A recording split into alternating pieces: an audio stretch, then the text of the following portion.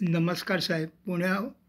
पुण्यावरनं आम्ही 23 लोकांचा ग्रुप 3 तारीखला रात्री आणि 4 तारीखला सकाळी पुण्यावरनं आम्ही दिल्लीला गेलो. दिल्लीवरनं आम्ही काठमांडूला आलो. काठमांडूला 4 तारीखला मुक्काम केला. 5 तारीखला आम्ही पोखराला गेलो. 5 आणि 6ला आम्ही पोखराला होतो. 7 तारीखला आम्ही चंद्रगिरी रिसॉर्टमध्ये राहिलो होतो.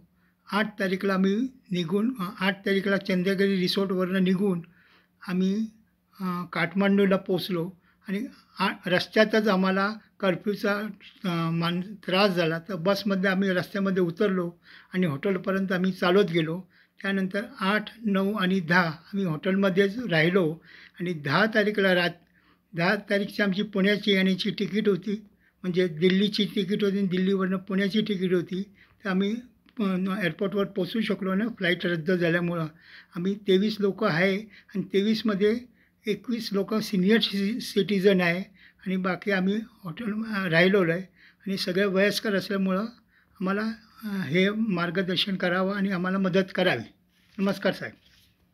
नमस्कार.